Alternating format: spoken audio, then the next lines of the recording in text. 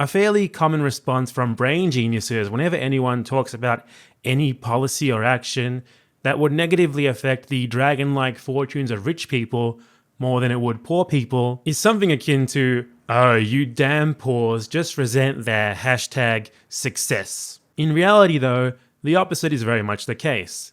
It's the rich that hold an incredible disdain for normal people. Think about the way that some very, very privileged people react to the idea of free public university tuition. Their first thought isn't about how great it would be for basically everyone, but rather, other people in the past paid for it, and thus it wouldn't be fair to them. So I guess people have to pay ridiculous money for education forever, a state of things that specifically benefits people like me who can afford it. What they're really saying there, behind that flatly ridiculous talking point, is more like, I had the money for it, and it makes me feel special that I did, and I'd feel less special if other people had the same opportunity that I did without literally buying it. It's pure resentment, and it's triggered by the mere potential of a future where the subject would have to endure the sight of the few poor people who can spare the time to study at university, studying at university. They're not supposed to be there. Don't they know their place? I've actually got an anecdote about this that's thicker, solider,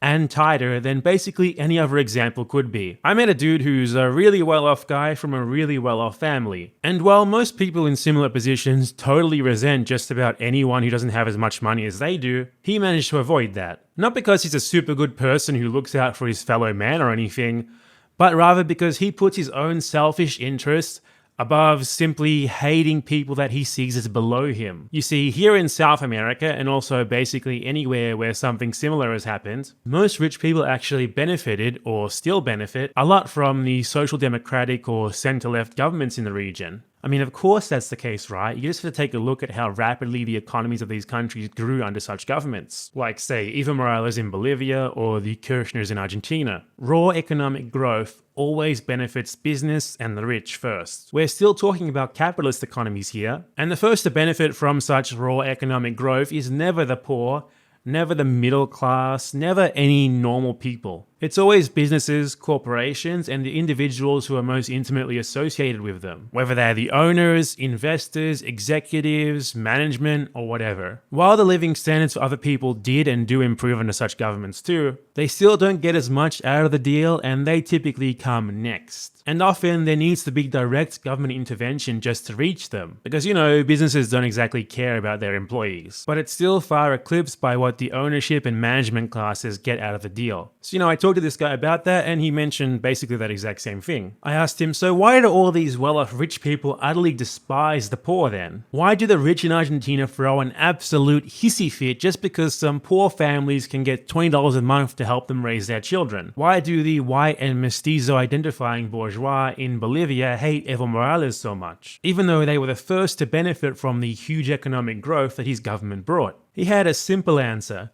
A conclusion that he'd come up with himself after living his entire life within social circles full of these people. Pure resentment. When there's better social mobility, such as there was under these governments, you get people with things and in places that the rich see as their exclusive domain. You get indigenous families drinking coffee at the fancy local cafe. You get previously poor people buying shiny new cars. They see the kids of a construction worker attending a private university alongside their coddled house cat of a fail son. And they get mad. They resent. Oh, do they ever resent. No amount of economic growth, no amount of rapid increase in their personal wealth will ever satiate their need to feel superior and segregated from the regular swine. It's nothing to do with them feeling any negative economic effects or any impact on their ridiculously excessive living standards, because really very few of them ever do. Local industry and everyone associated with it, and especially the higher-ups, greatly benefits from these sorts of governments. And that generally encapsulates the vast majority of a nation's capitalists. Foreign companies and their collaborators might feel a little bit excluded, but generally they're a minority. It's simple hatred. A hatred for me, for you, for everyone who dares to do something or to have something that these people deem as theirs. The only difference between the dude that I'm talking about and other rich people is that he doesn't particularly care what other people have or where they go. It doesn't bother him if he sees them in a private university or on a special night out at a fancy restaurant. He only cares about himself, and that's why he votes for the so-called populists. because they'll grow the local economy, focus on local industry, and thus benefit him. Sadly, even something as simple as this is a whole lot more respectable than the mentality of your average rich bastard. Won't save him from the guillotine though. Remember this next time you see some suited up pundit laughing at the notion of government healthcare, university, or whatever else. They're not laughing because it's not feasible, they're laughing because the notion that you might end up sharing spaces or vices with them, or that you might have access to the quality of healthcare or education or basically anything that they do, causes them the same kind of primal disgust